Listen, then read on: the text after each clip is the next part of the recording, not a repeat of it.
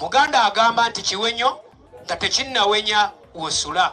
Mumanyi omwe Germany eyo yagamba, when they came for the socialists I kept quiet because I wasn't a socialist. Bwe bajja eri ba Sitakange sanyega kubanga nange sali Sitakange. Jokera bukazi ogenda mu buliri bw'abantu ng'osokolayo bantu ng'otandika kwewaana ng'okwata ebifaananyi ng'oteeka ku social media eriyale nti awo tutuusaawo nti buli omu ajja kusirika okulwaliro Lukwago nkya Ssemujju. Mu mawulire ge tulinawo oluvannyuma lw'ensonga za Erias Lukwago okubeera nga zaakutte wansi ne waggulu, njagala okutegeeza nti omukulu amanyiddwa nga Ibrahim Ssemujju Nganda avuddeyo n'alumba General Muhoozi Kainerugaba ku bino ebigenda maaso n'okuba nga byapeninga, era avuddeyo n'ebigambo ebitali biwoomu n'amutegeeza ti nze nkimanyi, jjukira olunaku olwajjo nakuwadde ebigambo nga General Muhoozi Kainerugaba yalabudde Ssemujju Nganda. Ssemujju Nganda olwabadde okukwata Erias Lukwago y'omu ku baasoose okugenda maaso n'okubaka ebigambo by'ateekayo, era abasajja ne bamulabula. General Muhoozi Kainerugaba yennyini n'agenda ku mukutu gwe ogwa X n'abaako byatwitinga ng'amutegeeza nga naye bw'ayolekedde akaseera ke kamu okugenda maaso n'okuba nga ate akwatibwa. Ssemujju Nganda n'amugamba, ssebo mukulu, nze nkimanyi osobola okunkwata, nkimanyi osobola okumpamba, wabula ekyamaanyi ennyo, yamugambye ebigambo bye bimu ne His Excellency Robert Kyagulanyi Ssentamu yayogera nti ekyamaanyi ennyo ky'oyinza okunkola kuba kunzita, naye ate ne woba onzise nkulayirira nti oba ojja kunsangayo. N'ayogera n'agamu ku mannya gaabo abaali ku lusegere nnyo ne General Muhoozi Kainerugaba nga nabo we twogerera bali mabega wa Mitayimbwa. Era Ssemujju Nganda yamutegeezezza nti ne bwe nnaayogera obulungi, ne bwe nnaakola ki, era essaawa yonna bw'obanga waakukola ekyo oba ojja kukikola, kubanga n'abamu ku bantu bemukoze nabo, n'abamu ku bantu abakoze ne gavumenti ya kitaawo bangi tubalabyeko nga nabo batadde mabega wa Mitayimbwa. Kakati nze ki kye nkoze? Nkuleetedde abamu ku bantu abo Ssemujju Nganda baayogeddeko abazze bakwatibwa okuva General Muhoozi Kainerugaba lwe yafuuka CDF. Waliwo abantu bangi nnyo abazze bakwatibwa mu biseera oba mu kisanja ekya General Muhoozi Kainerugaba okuva lwe yafuuka CDF, nga kuliko ba Eddie Mutwe, mujjukira bulungi nnyo ng'ennaku z'omwezi 27 ogwokuna 2025 yawambibwa. Kuliko Dr. Kizza Besigye yennyini ono nga 16 Novemba 2024 yawambibwa. Barnabas Tinkasimire nga 27 ogw'omukaaga 2025 yawambibwa. Kuliko omukulu amanyiddwa nga Dr. Robert Lujja Kayingo Lujja nga 17 ogw'omusanvu 2025 yawambibwa. Kuliko Alexandria Marinos mumujjukira oyo nga gwali mwezi gwa kusatu mu 2022 ono yatwalibwa, naye ng'ate yayogera na bingi nnyo bambi omukyalo oyo n'amala n'afa paka we tutukidde ku Erias Lukwago ne babbulutiiki bonna ngenda kubeera ngamba kuwa. So kakati gwatanaba kubanga osubscribinga kikole kirira wansi awo olaba ekigambo subscribe kikwateko, kwata kade aka notification tubeere nga tutambula ffenna. Ebigambo nga bino bizze oluvannyuma lw'okuwambibwa kwa Ssaalongo Erias Lukwago, ekintu abasinga obungi kye mutannaba kutegeera ti kino ekintu ekyamazima kinene nnyo era kisukkaawo oyinza okuba nga wookirabira. His Excellency Robert Kyagulanyi Ssentamu azze ng'alabula ku bintu bwe biti era ng'ategeeza nti bino we mutaasituke oba we munaasirika ffenna bijja kgenda maaso n'okuba nga bitulya. Kakati bitandise okgenda maaso n'okubeera nga birabika, era nga bw'ogenda okuwulira mu katambi ke nkuleetedde abamu ku bannamagye abaakwatibwa nga baali ba ku lusegere nnyo. Omusajja oyo gw'olaba ngenda mu kugamba amannya ge, era ogenda muwulira mu bigambo bya Ssemujju Nganda. Omukulu oyo y'omu ku baakwata, mujjukira mu Paalamenti ya Uganda Robert Kyagulanyi Ssentamu ng'akyaliyo we baali bawakanya etteeka ery'okugikwatako 12 balyoke babafulumye. Omukulu oyo gw'olaba ye yali aduumira era ng'ayogeza amaanyi mangi nnyo ng'ali ku oda za General Muhoozi Kainerugaba. Obadde okimanyi nti Muhoozi yamwefuulira yamukwata n'amuggalira. Omukulu oyo gw'olaba nga bamuyita Major General Doni Nabaasa ye yakwata bannabyabufuzi abaali bawakanya okukwata ku ssemateeka mu mwaka gwa 2000 bwe mbaseerabidde yali 2017 nga Robert Kyagulanyi Ssentamu yakayingira Parliament. Emmotoka Robert Kyagulanyi Ssentamu mwe yali, Ibrahim Ssemujju Nganda mwe yali, n'abamu ku bannabyabufuzi abaali ab'opposition mu kaddaaka era abaali bawakanya etteeka ery'okubeera nga liggibwawo ng'olwo bajja ekkomo ku myaka omukulembeze gwanga gy'alina okufugirako. Mujjukira akawaayiro 12 omukulu oyo ye yali aduumira ekikwekweto era ng'ali ku oda eza General Muhoozi Kainerugaba. Wenjogerera okusinziira ku Ssemujju Nganda, omusajja abasajja bamwefuulira ali mabega wa Mitayimbwa. Kakati ono ye tubadde nga tumukugamba bamuyita Major General James Birungi, naye ali mabega wa Mitayimbwa. Oyo ye tubadde tumukugamba mbu ye yali emabega wa bbomu ezaategebwanga mu kibuga Kampala, naye ng'ate okusinziira ku nvuuvuumo zitulaga nti ono yalina abakulu bagenda maaso n'okubanga akolera olowooza sibe bamwefuulira okubeera nga newe tuwogerera Meja General James Birungi ali mabega wa mitayimbwa ku nsonga zezimu ezigenda maaso n'okubanga zaapeninga kakati General Moses Kandugaba alabuddwa omubaka Ibrahim Ssemujju Nganda temwewuunya nnyo ng'ekituuse ku Erias Lukwago kiyinza okubanga essaawa yonna kigenda kujja ku Ibrahim Ssemujju Nganda era essaawa yonna ojja kubeerawo wano nga tugenda maaso n'okubanga tubikutuusaako bangi abazze bakwatibwa nga bwengenda ogenda maaso n'okubanga mbakuwa naye ng'ekyewuunyisa bonna bakwatibwa mu nkwatibwa emenya amateeka omukutu oli ku gwa Red Zone TV webale kubanga okyagoberera na gy'osinzira okubanga gy'otulabira naddala gwe atambula naffe ebbanga lino natanaba kubanga osubscribinga kira wansi olaba ekigambo subscribe kikwateko tubeere nga tutambula mpozi ne mu ngeri ey'enjawulo nyongera obbajjukiza ku mukutu gwaffe ogwa Red Zone 2 nja kukusaba okkirire wansi awo gye ntaaginze mu kigambo ekya bbulu mu description ya video eno nja kukusaba osubscribinga ku channel eyo nasabye twetaagako abantu nga 100 era tuli mu lugendo lwaffe olw'okuweza abantu nga 100 tubulayo abantu nga 9 kati okulaba nga tuweza tubeere nga ate omukutu ogwo tutandika okuguweerezaako ensonga nga bwe zigenda maaso n'okuba nga zitambula so atanaba kubanga ogisubscribingako ngitadde wansi awo mu description ya video eno ogenda kubanga ogiraba ensonga nga bwe zigenda maaso n'okuba nga zitambula Ssemujju Nganda alumbye General Moses Kandugaba y'ensonga gy'ogenda ogenda maaso n'okuba nga ate owulira oluvannyuma lw'akalango kano nga bulijjo kkiriza tujjewo akalango kano then nzije mbeere nga ate mbikuwa nsonga ku nsonga nsonga z'obufumbo olina omwami naye ng'akutawaanya olina omukyala ng'akutawaanya bajja ne bakwagalako ne bagenda gwe alina ebizibu mu byenfuna nga ssente zikuyita mu ngalo w'oteeka ssente zifa bufi b'owola tebazza gwe aloota ng'ogwa mu nnyanja gwe alumizibwa omutwe nga guganja okuwona naawe aloota ng'ebintu bikozesa ensonga z'obufumbo nina ekifo ku mugga awali amayinja wennyambulirako ebisiraani ekikwa ekifiiriza omudibo obutaganja obutaweebwa nzijanjaba abantu ab'enzikiriza zonna nsiŋŋaanibwa njeru ku lw'ejjinja gwanjagala kuba ku nnamba yange eyo naawe aliye wale nnyo yita ku WhatsApp. Yes, webale kubanga okyaliko, webale kubanga okyagoberera yona gy'osinzira okubanga gy'otulabira. Bw'oba tonaba kubanga osubscribinga kikole, akkirira wansi awo olaba ekigambo subscribe okikwateko tubeere nga ate tutambula ffenna. Kakati ngenda kutandika n'ebigambo bya Kiruluuta, omusajja ow'ekibiina ekya National Unity Platform. Ayina ebigambo byazze ng'ayogera era byenkakasa nti kakati yabyogera mu kuziika kwa mukyala wa John Damulira. Mukyala wa John Damulira oyo John Damulira y'omu ku bannakibiina kya National Unity Platform abaabuzibwawo nga nakati tebamanyiddwako mayitire. John Damulira y'omu ku basajja abaali bawagira ekibiina kya National Unity Platform abaali abawagizi ba Robert Kyagulanyi Ssentamu mu kaluka 2021 oyo yali akola wa Kisekka. John Damulira, John Bosco Kibalama n'abalala Bakanata Muhammad bonna baawambibwa mu kaseera ke kamu. Wabula John Damulira ne John Bosco Kibalama gemannya gasinze okutambula ennyo nti bano tebaddamu kulabikako paka nakati. John Bosco Kibalama mukyala we yatuuka okufa. Era nga mukyala wa John Bosco Kibalama we yafiira, maama we yafa, taata we yafa, abaana baasigadde awo. Kakati ate ne story eyo neefaanagana n'eya John Damulira. Maama we yafa, mukyala we abadde asigadde nga yabanja obwenkanya naye yafudde. Kati mu kuziika kwa John Damulira Kiruluuta gye yayogeredde ebigambo nga bino. Muganda agamba nti kiwenyo nga tekinnawenya wosula. Mumanyi omwe Germany eyo yagamba, when they came for the socialists I kept quiet because I wasn't a socialist.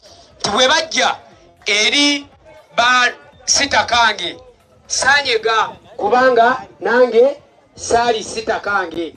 When they came for the trade unionists I did not speak out because I wasn't a trade unionist. When they came for the Jews, I kept quiet because I wasn't a Jew. Then they came for me and there was no one to speak for you. Tubagamba teri ali sefu ng'eryato libbira. Oba oli wa NUP oba toli wa NUP kiwenyo nga tekinnawenya wosula.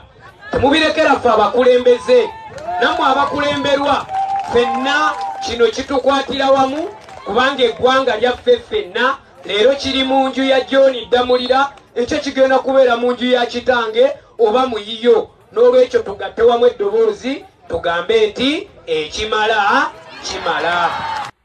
Bigambo bya Kiruluuta Nkerettanyi Yusufu akakiikirira abantu b'e Kalungu East ku kadi ekibiina kya National Unity Platform. Kakati wano wensinzidde ne nkuleetera ebigambo bya Ibrahim Ssemujju Nganda. Kawotambi ogenda kawulira yakoze yabadde interview ng'agezaako okuba nga abuuzibwa ku nsonga za munywanyi we amanyiddwa nga Erias Lukwago. Erias Lukwago omusajja yasoose ku tweetinga ng'asaaga n'ategeeza nti ono ye ngenda mutulugunya ngenda muyigiriza Luswayiri. Erias Lukwago talina yadde ekigambo ky'Oluswayiri n'ekimu kyamanyi, era omusajja n'afulumya ekifaananyi ekyo.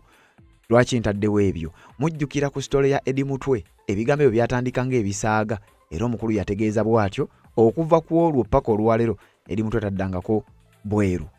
Kakati Ssaalongo Erias Lukwago looza kiki ekiyinza okuba nga kiddako? Ebigambo ng'ebyo Robert Kyagulanyi Ssentamu emirundi mingi nnyo abadde ng'abyogerako. Kakati Erias Lukwago embeera gy'alimu yeeyo gye ngenda maaso n'okuba nga ate nkutegeeza. Wabula Ibrahim Ssemujju Nganda nga bwe nkugambye talina bigambo biwoomu eri omukulu agambibwa okuba nti ye yawambye Erias Lukwago, era n'avaayo n'agenda maaso n'okuba nga ate yeewaana. Ssemujju Nganda agamba bino toteekeddwa wuliriza. Kyokera bukazi ng'ogenda mu buliri bw'abantu ng'osokolayo bantu ng'otandika kwewaana ng'okwata ebifaananyi ng'oteeka ku social media eriyale nti awo tutuusaawo nti buli omu ajja kusirika okulwaliro Lukwago enkya Ssemujju lujja kutuuka ku mulala. Ne ku mulembe gw'Obote Museveni si omu ku lwe baatwala ne babattira Ennamanve ne Mugwamini naye ate be baalwana baafa ne babaziika.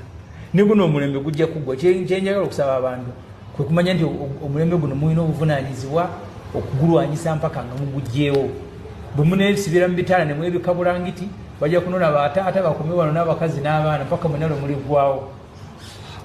President Museveni bw'avaayo n'ayogera oluusi awulikikanga bino ebigenda mu maaso naye abimanyi.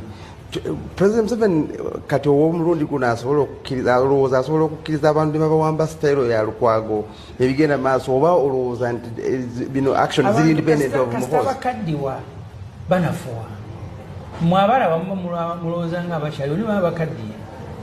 Mugabe mukyala we Grace yakuŋŋaanyaako ekibiina ky'abakyala Women's League eya ZANU-PF mu kisaawe ng'Enambole ne bajjula n'agamba Mugabe babuulira ni addako babuulire nga Mugabe atunula bw'ati alinga ng'ekita kyali mu magezi nga omukazi yalagira. Kati Museveni bw'aba nti takyasobola kukoma ku mutabani we alabika atuuse emyaka gy'aba Mugabe kubanga okaddiwa tetukaddiwa kyekimu. Nze kitange yafa ku myaka 97 ng'akyategeera ni mulimu bw'osanga beekinana nga obwongo bwapunguuka. Kati Museveni waali olwaleero abamusubira nti akyalina amaanyi agatambuza Uganda yasigazaamu katono. Kati baba babeera naye buli lunaku bamuhoozi bamulaba ne bagamba muyite wano muyite wano. Kati awo wetwolekedde ayinza n'okusigala awo nga pulezidenti ng'ekifaananyi nga tufugwa bwe tutyo. So n'olwekyo asuubira oli Museveni eyabeeranga with the total authority ku ggwanga. Kati awo mumulinde ku bantu bagenda kutufuga kyova abambuke wasale. Oli wamu obwa Prime Minister n'akwata konvoyi n'agenda wasale n'amwebaza. Bamanyi nti kati Museveni ayambwako okulembera Uganda.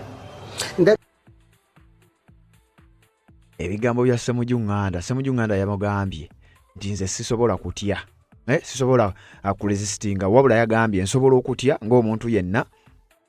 Wabula ebigambo bya Ssemujju Nganda bigenda tutwala ku listi ey'abantu abazze bakwatibwa nga bwe nkugambye bwe ngenda ogenda maaso n'okuba nga ngikutuusaako nga si Erias Lukwago yekka.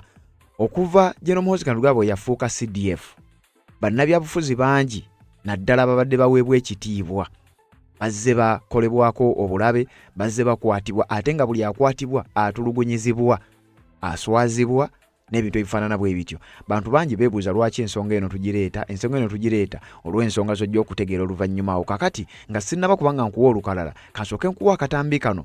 Ibrahim Ssemujju Nganda yategeezezza nti yes, Muhoozi asobola okunkwata era nsobola okufuna okutya ng'omuntu, naye ate sobola kubulwa tulo kyolwokuba Muhoozi ajje gye nsula, ajja nkime antwale angatte ku abo bagenze maaso n'okuba nga ateekayo. Wenjogerera mukadde kano General Muhoozi Kainerugaba yamaze dde okutwitinga, era ku twiti ye yalabudde Ssemujju Nganda nti era yaddako, naye jjukira bwe bityo bibadde nga bitandika. Sooka owulirize kano kampimpi then nkuleetere lisiti ey'abo bazze bakwatibwa ne batulugunyizibwa mu mulembe gw'omukulu ono General Muhoozi Kainerugaba okuva lwe yafuuka CDF. Kubanga ba CDF bangi babaddewo, naye okuva lwe yafuuka CDF bangi babadde bakwatibwa. Kati lisiti njagala mba kusomera omu ku omu, katusooke tujjewo kano.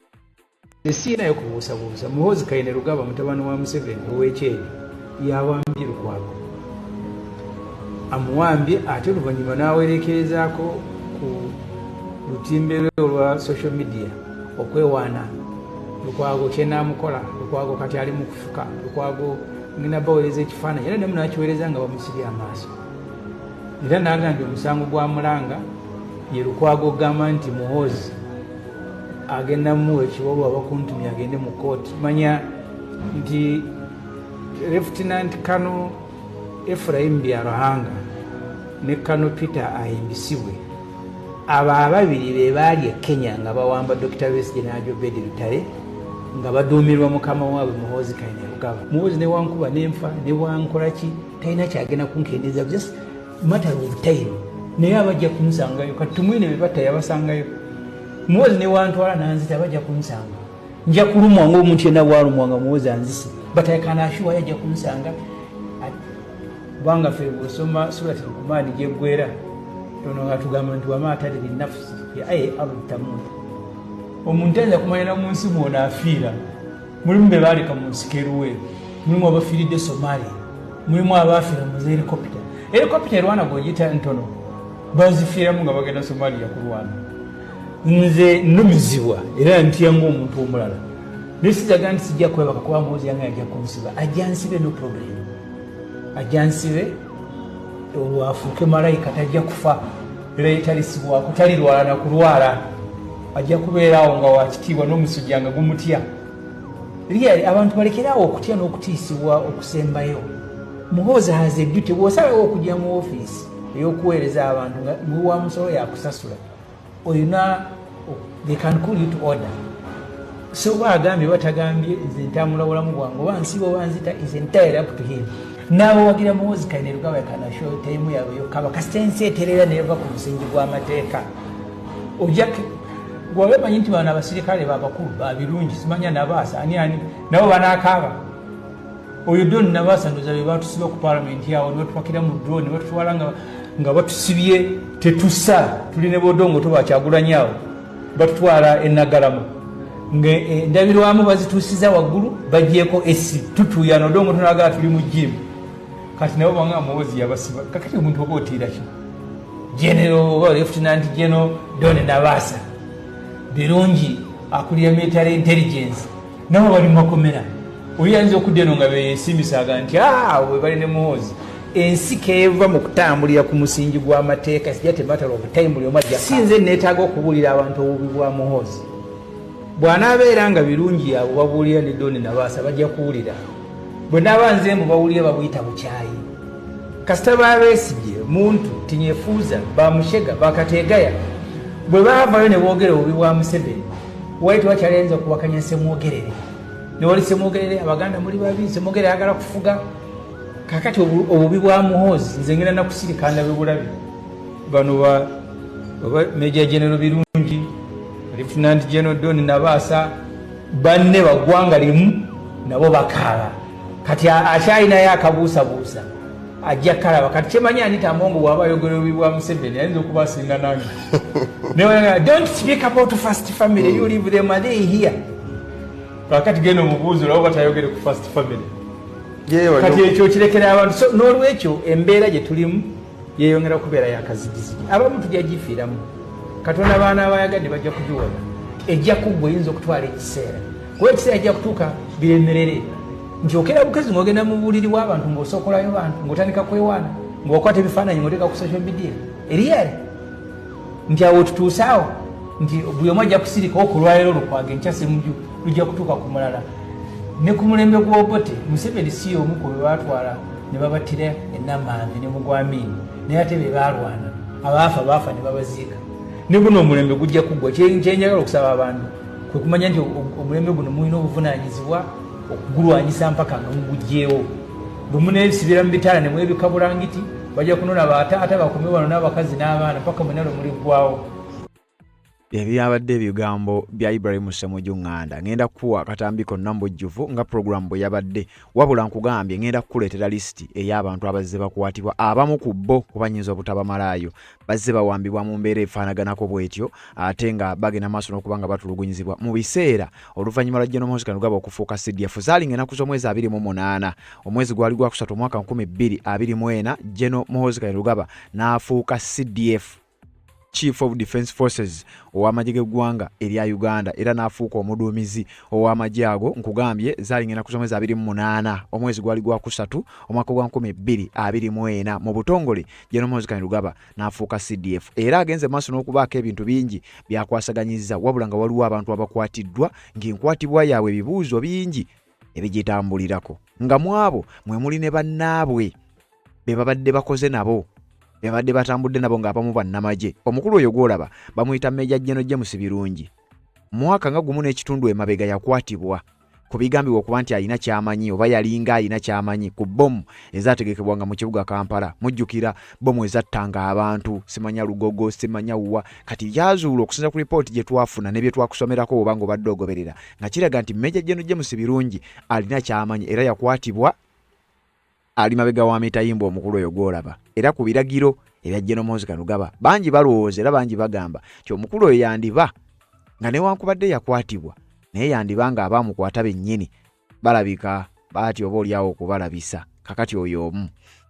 Waliwo omukulu amanyiddwa nga Major General Doni Nabasa oyo gwolaba ku screen yo musajja munnamagye nga bw'owulira ali ku ddala lya Major General yakwatibwa ku biragiro ebya General Moses Kainerugaba. Era ng'oyo Doni Nabasa kigambibwa nti mu kaseera akatogikwatako be basajja abaakolanga zi odo baatuukirizanga ebiragiro bya General Moses Kainerugaba nti ababaka ba palamenti bonna abagezaako okugenda maaso n'okubanga baresistinga ekyatogikwatako mujjukira akawaayiro 12 bba nti ababaka ba palamenti bonna abaalinga bayimiridde mu kkubo ly'okulaba nga kino constitution tekyusibwa bonna baali balagiddwa beere nga bakwatibwa. Era bye bigambo Ssemujju Nganda by'owulidde ayogera ne mu katambi k'engendo okwongera ng'agenda maaso n'okuba nga abinnyonnyola oyo ye yali be baakwatanga ab'opposition ne babateeka mu drone ne bagisiiringa endabirwamu ate ne bajjako SC abasajja nga ne Robert Kyagulanyi Center mu mwali mu mmotoka eyo ne babatwala oba babatwala agambye Naggalama ne bagenda maaso n'okuba nga babakolako ebikolobero naye nga mu mmotoka eyo Ssemujju Nganda mwe yali ne Robert Kyagulanyi Center mu yagirimu. Kakati eyo musajja wenjogerera naye ali mabega wa Mitayimbwa. Olwaleero gye batadde Erias Lukwago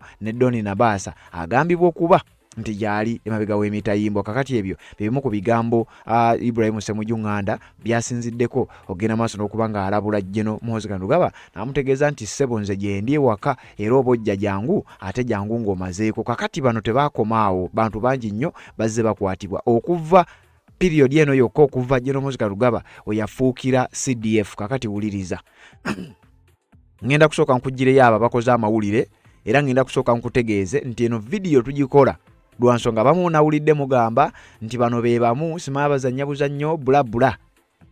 Leave other factors remain constant. Kooti y'ensi yonna nga ICC ne international community kino kyekifaananyi ekigenda maaso n'okuba nga kikozesebwa ng'obujulizi obulala obwongerebwa ku obwo bwe nkugamba bwe bakolako in the background. Nakugambye bano teboperatingira ku pesi yaffe teboperatinga nga bwe twandyagadde tuboperatinge wabula ng'ebirala byonna byonna birese sifuddeyo butya gwe bw'obirowooza sifuddeyo babyolowooza bituufu oba si bituufu.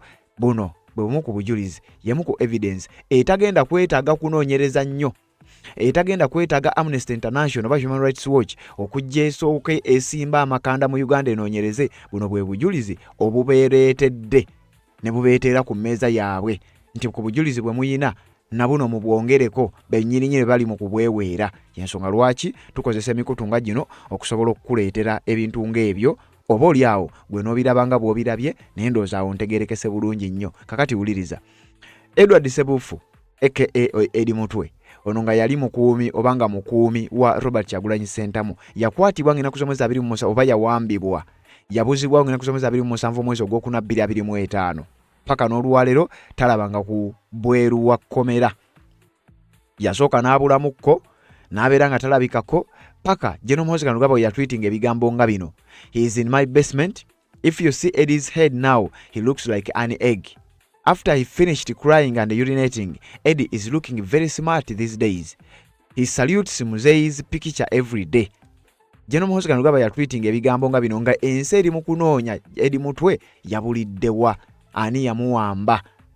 General Moses Kainerugaba n'agenda ku mukutu gwe gwa X n'agamba ali mu basement yange era bw'otunulira omutwe gwe kati gulinga eggi bwe yamaze ogenda maaso n'okukaaba n'okufuka kati atunula smart era buli lunaku agenda maaso n'okusalutinga ekifaananyi kya muzeeyi. Ebyo byali bigambo bya General Muhoozi Kainerugaba nga Eddie Mutwe abuze. Era Eddie Mutwe waayita akabanga katono ne bamusuula ku kkooti e Masaka ne bamukyajinga omusango gwa aggravated robbery. Mu misango giri ebyali e Masaka bye baagamba Musimaya babbe sweta n'akasimu. Ensi negenda maaso n'okuwuniikirira nga balaba Eddie Mutwe bwe kibanga kubba sweta n'akasimu nga bye byali bimutuusiza mu mbeera eyo bwali bujulizi obwetwala ku mmeeza eya ICC n'ebitongole ebirala. Erias Lukwago naye yakwatiddwa oba yawambiddwa nga 15 ogw'omukaaga 2026. Era Erias Lukwago nga ye mukulembeze w'ekibiina kya PFF yagenze maaso n'okuba nga agibwa mu makaage agasangibwa ewakaliga. General Muhoozi Kainerugaba yavudde era n'atweetinga ebigambo ebyefaananyiza ku bye yatweetinga nga bakutte Eddie Mutwe kubanga yagambye General Muhoozi Kainerugaba yagambye Ssaalongo Erias Lukwago bw'ati bw'afaanana ekifaananyi ekyo kye yatweetinze kye yataddeyo era n'ategeeza nti ono yakafuka emirundi kafukunya era nti ye tali mu kumuyigiriza Lunyankole ali mu kumuyigiriza Luswayiri. General Muhoozi Kainerugaba nga yatweetinga nakugambye bino gwagamba nti bano be bamu oyina ky'otannategeera. Ekisooka nakugambye oba nnyongera okutegeeza buno bujulizi obw'enkukunala obuli mu kuva gye buli nga bwesembereza oba nga bwetwala bwokka eri kkooti y'ensi yonna n'abalala abavunaanyizibwa ku bino byogenda maaso n'okuba nga wandiyagadde babeere nga babiraba era nkakasa nga bagenda maaso n'okuba nga babiraba. Kakati Dr. Kizza Besigye yakwatibwa nga 16 omwezi ogw'Okwakumi 2024 era nga yaggyibwa Kenya. Ebigambo ne bitambula ensi negenda maaso n'okuba nga ewuniikirira. Dr. Robert Lujja Kayingo Uganda Federal Alliance UFA nga 17 ogw'omusanvu 2025 ono naye yakwatibwa newankubadde General Muhoozi Kainerugaba teyakomentinga nnyo ku ekyo ensonga lwaki abasinga tebagitwala nnyo nga nsonga. John Mary Ssebuufu ono nga munnakibiina kya National Platform era nga y'omu ku baali bakulira akakiiko k'ebyokulonda mu kibiina ekyo yakwatibwa nga 14 omwezi gwa January 2026. Ekiro ekyo ekikeesa ng'enkera kulonda John Mary Ssebuufu yakwatibwa n'abuzibwawo. Nkusomera ebintu bino lwa nsonga bye biri mu archive eya international community emikutu egy'enjawulo bye bagenze maaso n'okuba nga boogerako. Twongera kukaatiriza nti buno bujulizi obulimu abasajja bano aba Amnesty International n'ebitongole ebirala batera okujja ne bakola okunoonyereza ne batwala obudde ne bateekamu ssente. Kati buno bwendi mu kusomera bwe bujulizi obubeereetedde obugattibwa ku obwo 10,000 obugenze maaso n'okuba nga bwapeninga. Jolly Jacqueline Tukamushaba Deputy President w'ekibiina kya NUP owa Western Uganda nga 15 ku lunaku lw'okulonda lwennyini yakwatibwa. Era mukadde ke kamu Jolly Jacqueline Tukamushaba we yakwatibwa. Dr. Lina Zedriga Deputy President wa Northern Uganda naye yakwatibwa nga 16 ne Muwanga Kivumbi n'akwatibwa nga wayisa akabanga nga kalulu kawedde era n'ebikolobero ebyali ewa Muwanga Kivumbi nabyo bikyagenda maaso n'okubeera ku record. Barnabas Tinkasimire nga 27 ogw'omukaaga 2025 yakwatibwa. Then ne Alex Sosa Mufumbiro nga 2 ogw'omusanvu 2025 era naye yagenda maaso n'okuba nga akwatibwa era abulayo ndowooza omwezi nga gumu aweze omwaka mulamba nga naye ali mabega wa Mitayimbwa. Ono bamugatta ku fayiro okuli Eddie Mutwe, Akirewo Kivumbi n'abalala mbu baakuba parade kitebe kya National Platform ekintu ekitamenya mateeka. Fred Nyanzi Center muga 18 ogw'okubiri 2025 yakwatibwa nga wakayita ennaku mbale nga parade ye yewedde.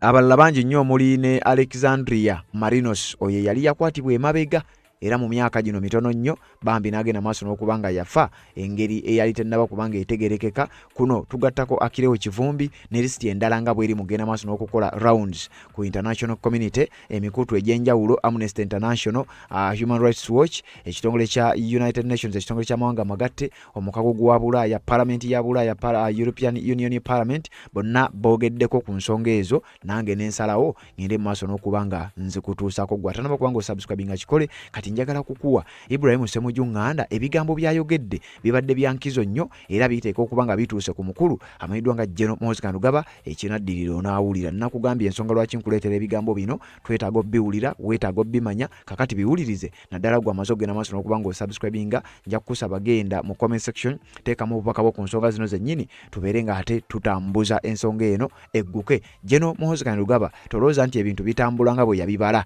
ebintu tebinnaba kuba nga bitambula bulungi nga we bandiyagadde yensonga lwaki bino byolaba obiraba era ensonga lwaki bino byolaba bikolebwa. Kakati wuliriza ebigambo bya Ibrahim Ssemujju byayongedde ogenda maaso n'okuba nga kkaatiriza then oluvannyuma nze nzije mbeere nga nkwongerayo. Ne Kano Peter ayimbisibwe abo ababiri be baali e Kenya nga bawamba Dr. Besigye n'Ajo Bedi Lutale nga baduumirwa mukama waabwe Muhoozi Kainerugaba. Kati musango ogwo Dr. Besigye yataddeyo ko omusango gye bayita application mu Luzungu ng'agamba nti ayagala kooti ewulirize omusango gwa enforcement of rights. Bwe babeera bakusiba ne batyoboola eddembe lyo mu misango emirala gyonna kasita kooti olimatiza nti batyoboola eddembe lyo teddamu kuwuliriza musango nga bwe gwali nga basibye ababaka ba paalamenti ab'NRM Michael Mawanda, Cissy Namujju, Akamba ne Joseph Mutembule. Bagamba nti kooti yawi okusalamu katono kooti wiki ng'emu emabega eteekeddwa lisasi zaamu negambye limenya ssemateeka. Bwe bya kooti kyatambula kati Nzanguja agenda mu kooti Supreme Court n'ewalala naye kati ekyo kooti kye yali tugambye naye bwe twasembyeyo okubeera mu kooti omulamuzi Baguma yagambye nti kati okuwulira kw'omusango guno Besigye sino na Lukwago nti yavunaana Muhoozi Kainerugaba. Lukwago lwo Besigye yamuvunaana nago omusango njaguye ennaku z'omwezi nga 3 omwezi guno gw'omukaaga ye wiiki nga 2 okuva kati Lukwago omu ku balooya abakulu mu musango ogwo n'agamba omulamuzi nti tufumirizeeko orders abantu kubanga abatamanyi nnyo bya misango bw'owaabira omuntu omusango ng'ogwo guno guli civil kooti ekuwa empapula z'omuwa yeewozeeko. Kati Muhoozi Kainerugaba alina kwewozaako ne Kano Peter ayimbisibwe ne Lieutenant Kano Ephraim Byaruhanga balina kwewozaako. Kakati Muhoozi mu kyokwewozaako yagambye olwaleero nti kitaawe ka mu Uganda yalina obuyinza obusobola okumusamoninga Lukwago amusamoninga ngaani kati awo wetuli. So Muhoozi ndabyo wataddeyo ku mukutu gongo ogamba nti Muhoozi otaddeyo ekibaddewo ng'olaga nti Muhoozi yavunaanyizibwa kutu Muhoozi agambye naawe ajja kukwata naawe munaaweereza okumutwalira empapula. Muhoozi okunkwata ekiina buzibu. Nze nali ku TV ne General Tumwine nga bakamala okutta abantu mu Kampala. Tumwine n'abalalika ntugenda kubatta ne mugamba balekerawo okweraga. Tumwine era bwe navaayo ng'abantu balaba nga atatukeka naye kati Tumwine ali mu ntaana nze nkyali mulamuzi obuyinza Katonda yabunnyinako. Muhoozi ne wankuba n'enfa ne wankolaki talina kyagenda kunkendeeza just matter of time naye abajja kunsangayo. Kati Tumwine be batta yabasangayo. Muhoozi ne wantwala nanzita bajja kunsanga nja kulumwa ng'omuntu yenna bwalumwa nga Muhoozi anzise but I can assure yajja kunsanga kubanga ffe bw'osoma Surati Lukumaani gyeggwera ono nga tugamba nti wama ataliri nafsi aye abutamuntu omuntu ayinza kumanya mu nsi mwona afiira.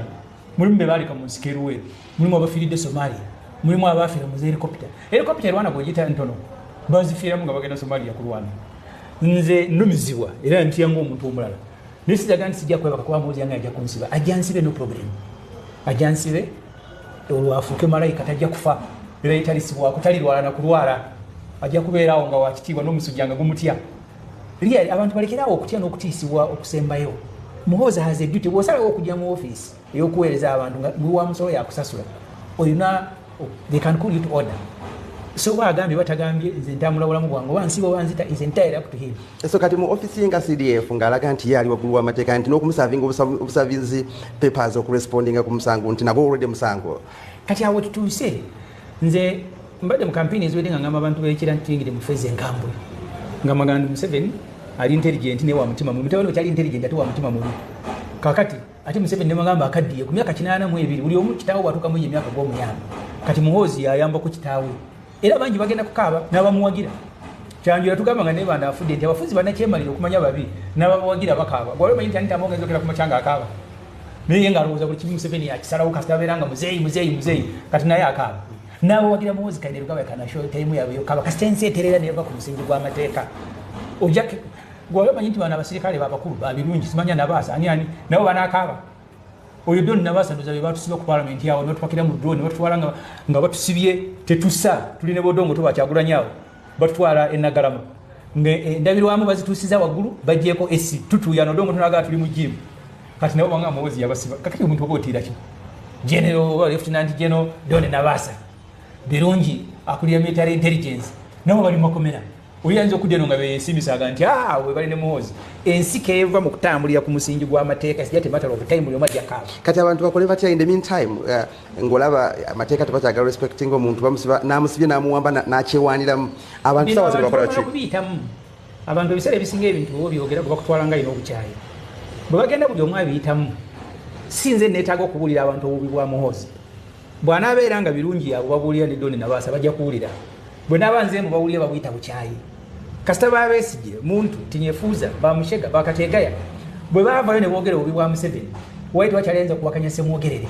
ne wali Semwogerere abaganda muri babi Semwogerere agala kufuga kakati obubi bwa Muhoozi nze ngenda nakusirikana bebulabi bano ba Major General Birungi Lieutenant General Don Nabasa banne bagwanga limu nabo bakala kati akyalina yakabuusabuusa ajja kalaba kati kyemanya anita Amongo bwaba yogera obubi bwa Museveni ayinza okubasinga nange don't speak about first family you leave them and they here kakati genda omubuuzi labo batayogere ku first family kati ekyo kirekera abantu so n'olwekyo embeera gye tulimu yeeyongera kubeera yakazigizigi abamu tujja gifiiramu katonda baana abayagadde bajja kugiwona ejja kuggwa eyinza okutwala ekiseera kuba ekiseera ejja kutuuka biremerere nti okera bukazi ng'ogenda mu buliri bw'abantu ng'osokolayo bantu ng'otandika kwewaana ng'okwata ebifaananyi ng'oteeka ku social media eriyale nti awo tutuusaawo nti buli omu ajja kusirika okulwaliro Lukwago enkyase muju bijja kutuuka ku mulala ne ku mulembe gw'Obote Museveni si omu ku be baatwala ne babatira ennamanvi ne Mugwamini naye ate be baalwana baafa ne babaziika ne guno omulembe gujja kuggwa kyenjagala okusaba abantu kwe kumanya nti omulembe guno mulina obuvunaanyizibwa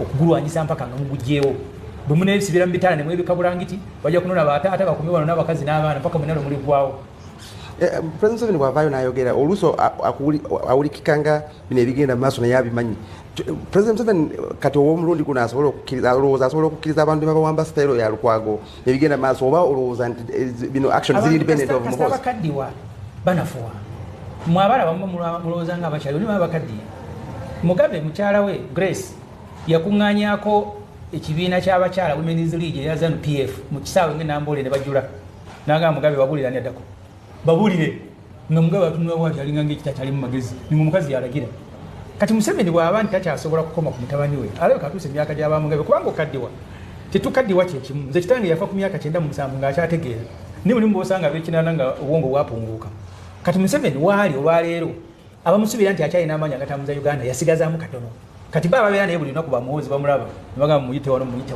kati awo wetwolekedde ayinza n'okusigala awo nga pulezidenti ng'ekifaananyi nga tufugwa bwe tutyo so n'olwekyo asuubira oli Museveni yabeeranga with the total authority ku ggwanga kati awo mumulinde ku bantu bagenda kutufuga kyobola bambuka ewasale oli wamu obwa prime minister n'akwata konvoyi n'agenda ewasale n'amwebaza bamanyi nti kati Museveni ayambwako okulembera Uganda ndabye akasembayo ku nsonga eyo ndabye olwaleero Muhoozi era mu byakoze alonze kiriwa kiwanuka minister wa defense alina okubanga ye supervisor we amulonze okubeera mu myuka mu Pierre mu Buganda so kati oli minister ali wansi we kyokka ali kukulonda mu kifo naye era bonna bwe babadde Oboth yategeka omukolo n'ayita Muhoozi ng'omugenyi omukulu aba ali ku mukolo namuga nti helikopita ya Muhoozi egudde enateete mukereza wano ng'ekatonga we tuli naye nga teyazambala n'adduka emisinde mu mmotoka agenda yanirize Muhoozi atuuse naye nga adduka okwaniriza ye mukama wooli gwadduka okwaniriza obuyinza mu nsi yonna tebutera kubeera n'abo bali mu ofiisi era obuyinza tebubeera mu ofiisi kuba CDF abadde balina buyinza obuyinza bubeera n'abo abaabukwata kati Muhoozi yakwata obuyinza lwakiwanuka kiryowa si musirikale naye baali badde bakeera ku geekyo okuba saluti nga Muhoozi ayingira era kiwanuka kiryowa teyeeraba nti minister wa defense yeeraba ng'omukozi wa Muhoozi agenza okuyambako Muhoozi mu kitongole kye ekyamagye ng'Oboth bw'abadde akola kubanga era Oboth mulabye na speaker wa parliament naye bamulonze ku lukiiko era ojja mulaba mu buuta bw'Abannayuganda nga yeebaza naye constitution emugamba nti oli namba 3 Museveni bw'afa ne Jessica Alupo alindiridde okulya obwa president mu mateeka y'Oboth ojja mulaba nga yeebaza junior yeringa namba 20 kubanga bwe bakwata obuyinza awo we tuli fe abalwana okutuusa embeera eyo tetulina kugwamu maanyi tulina okumanya nti eriyo omuntu agenda kufa ng'olunaku lwe terunnatuuka ekyo tukimanyi era buli Katonda kyeyagerekera ojja kukiyitamu naye bwe tunaatya ennyo ne twekukuma mulimu abangami Lukwago bamukutise mu gyoli luddawo bwe baali badde batukutte fembi enjuba teyalivuddeyo n'atukwata izo twali eruzira nze bwe bansiba mu okutuwaaka nasolanga mu bittu mu maximum nga tufumbira emmere wa UPDF naye bamukwata ate alina sente zigula mmere ne tumuwa gwakufumba nga yabeera mu busefuliya nga tumuwaako sheya y'emmere yakufumba bwafumba najja olw'okuba muti obutwa n'asenda emmere n'ateekawo esowaani 8 ne mulya ey'omunene muganda bagenda olye naye ng'abadde bweru naye akutte emmundu eriko ne trigger asobola n'okutta abantu nze ndi musajja musiraamu ntya Katonda bino byonna ebintuukako binnuma ne bwe nfa abantu bange bajja kuluma bakaabe naye byonna byakubeerawo kati bannayuganda ekyo muteekwa okumanya nti eno ensi mwenna bwe muneewaayo esobola okutereera naye omu ku omu munaatandika gwe batiisa yakuba saluti bajja kubasanga ne waka bakube nga bakyala baabwe bayimba nga bwe gwali ku bwamini ngene emboko zinyoka mukyala bwayimba bwe yeebaza kati muwozi gyatutwala. Nalabye luli wiiki ewedde waliyo okusoma budget era mu bingi ebyasoma of course last week twanyonyola ku budget eyo naye ku luno ababaka ba opposition bajja kololo so nga ate state of the nation tebajja. First of all bwemwabeereranga mu parliament okujja mwateninganga budget speech?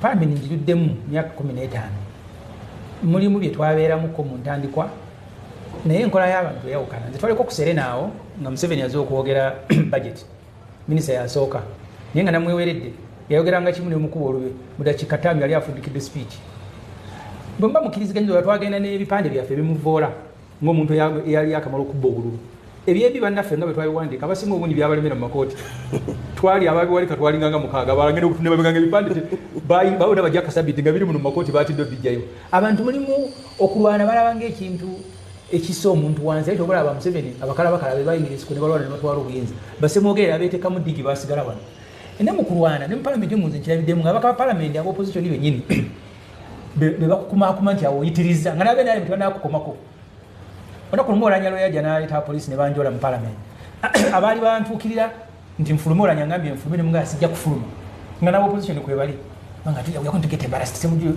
ne manga poliisi nze sijjangako wano nti najja mu hoteri kufuna bitiibwa mbeera ku street ne banjuza amakooti bwolaganyizako mu palamenti nga kijja kunsanyusa kati twakkiriziganyanga okukola ebintu abamu tebabikola ne mugala tetugenda kukola kino abalala ne bakikola kati abagenze kololo ekyo kye basobola ate nze saagala kunenya muntu ng'akoze kyasobola. Dr. Besigye ye yatugambanga bwe mba temugenze mutekukumekinga shuwa nga ne baali tebagenze bali bagenze nga ne wabakaluubiridde which is possible abantu atanga nga mwagenze ko ne omuyimba obuyimbi ffe twayimba okutogikwatako enakwezi kadaga pambe nemulema nga tetulina bwe tukubye tuyimba buyimbi national anthem naye okutya tekuli mu bantu betukulembera n'abakulembeze nabo balina okutya ate bumbeera ne banno nga babakulembera kiba kirungi okussa ekitiibwa mu ekyo babeera basazeewo. Nze lumu muganda wange Mwanga Kivumbi yatufulumya kati naye Museveni yamusiba nali saagala kufuluma nga mwagala tubeere muno tuwoganire muno naye n'adumbira ntugende okuwa ekitiibwa omuntu akulembera ntufuluma twayombera bwenu nga mugala lwaki otufulumiza so kati ogende kololo oba temugenze kyemwetaagisa nti bwe muba mukulembera abantu buli kyemugenda okukola bakitegeera ate ne bakitegeera bulungi bwe takitegeera bulungi batandika okubakubamu ebituli. So kati generally njagala comment eri nze nga semugisikiririza mu yakufuluma palamenti nzikiririza mu kugigendamu abalimu ne bampulira lwampaka naye mulimu abatakisobola ekyo bwe mbeera nga bakisobola muli abantu 10 nga basobola bali 4 toyinzaga nti abaana mumulina okuwala okola n'abantu olumukkiriza n'okola nebyo takiririzamu. Nze akusobola emanja alagenda awo ne tuyimbira Museveni speech agisoma tuyimba mpaka kuggwa naye nabagambanga nga mulimu abaga nti tetujja kubisobola kati olwokwagala okutambula na buli omu okkiriza abasinga obungi basobola notefula nalukala nti bwokola kyoweka otandika okulabika obuli mu bantu. Era president yabadde ayogera yagambye opposition nti nabo bakola omulimu kulondoola PDM okulondoola sente zaweereza abantu nti okwejja mu bwavu nabo balina okukola omulimu nti kirabika omulimu babadde tebagukola bulungi. Omulimu n'agubabuulira yabawulira omulimu gwetaaga bakole bagende mu magombola babuuze sente. PDM waliyo parish chief yakulira akakiiko aka PDM ne wabeerayo ne saako abantu bakola saako y'abantu 10 ne baziregisteringa ne babawa ssente ne bamala bawa ssente baba bazeewoze buli muntu gwe bawa ssente agenda kuzayo ebitundu 26 ku buli 10 oluvannyuma lwa myaka 2 kakati omuntu ng'ompoze ssente nteeka okuziza zewampola n'amagoba kati empiba bimukwatiddeko ki because this is the credit naye Museveni wakukaddiwa kati abantu ekifaananyi kyawanoza nti alinga agabanga be owoze abantu ssente kati empiba fuke ba debt collector kubanga katuli mwaka gwa kuno ogwa PDM trillion gye basooka okuwaayo abantu baliko kubanga bagikomezaawo because this is a revolving fund abalala bazifune bakakomyawo auditor general agamba billion 9 Minister of Finance agamba billion 1 kati Museveni ade agala ba MPs bakole ki mbuulira waliwo committee sente wosaba ne balondako saako ne bazikuwola kinoomu tebaziwola na saako baziwola muntu kinoomu bw'oba ogenze kulunda mbuzi kasita ofunamu amagoba ngozaayo sente ze bakuwola kakadde kamu buli muntu amuwola kakadde kamu ngozaayo n'amagoba kasita wayitawo emyaka 2 kati baagala MP akole ki nga sente muziwoze muntu era n'asayininga endagaano nti bampoze sente naye Museveni olumu wajjaawo era omulaba ng'atuyana naye ekimumenyera bwereere singa agenda tuwadde abantu sente za gavumenti bazikozese bazikomyewo za bwereere ezo ojja kusindika omuntu abalondoole nezo mpadde nga nzeewoze nze semujungana ne wezi wasaamu omukazi olina kulinda myaka yeji nekudiza miliyoni emu n'amagoba eyo endagano gye nyina naawe kubanga nyiza okubanga omukyala gwe mpasiza ewaabwe bali bulungi bebajja okunyamba ngaokuwasa kinsingira okulunda embuzi kali Museveni abantu abakoyeza bwereere n'abeera okwo n'ayimba n'atuuyana MP yabagambye bakole kinjagala nnyo okumanya kiyabagambye bakole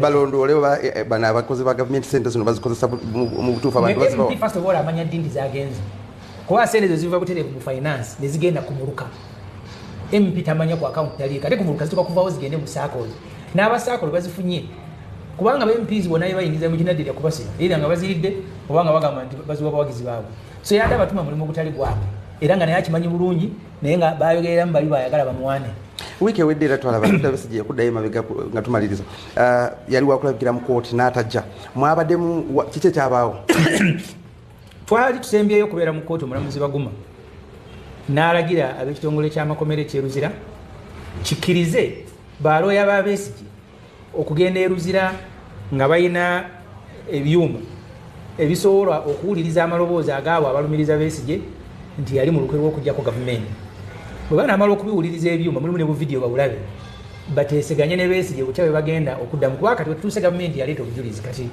tulinda Besigye kuddamu bujulizi obwo constitution article eya 28 egamba nti omuntu bw'aba awaabidde omusango gwa Nnaggomora gavumenti eteekwa okumuwa obudde ne facilities ezimusobozesa okwewozaako kyobalaba ne bw'oba tolina looya bamala ne bakuwa kati kapiteeni ola bwe baateeka ku Besigye amuwolereza kapiteeni w'amagye ne bw'ogenda mu kooti maaso abakola ebintu ebikusingayo okubeera ebizibu nabyo etteeka libagaba bakuwe looya kakati balooya bagenda okugendereza tebabakkiriza kuyingira na byuma so Besigye tanakwetegeka kuddamu byebamugywetekako kyobalaba yabagamba nti ensonga yenda okusobola okukuwa si mulambuzi nti ajja kujja kulaba kooti butebe baba bakubye erangi omulamuzi ayambadde atya ajja mu kooti ng'omuwawaabira okujja kwewozaako tebanakumuwa mukisa oguli mu article eya 28 mu constitution egamba muwe obudde obumala bamuwe ne byetaaga okukozesa okwewozaako twali tulowooza nti kubanga twawulira mu kooti awo abantu nga bayimba abawagizi bamwe nga Pilato twamuganye twali tulowooza nti waba Dr. Besigye yasazeewo tagenda kulabikira mu maaso g'abagumu n'alemerawo ne tumuwaabira Dr. Besigye n'amuwaabira ne mu Judicial Service Commission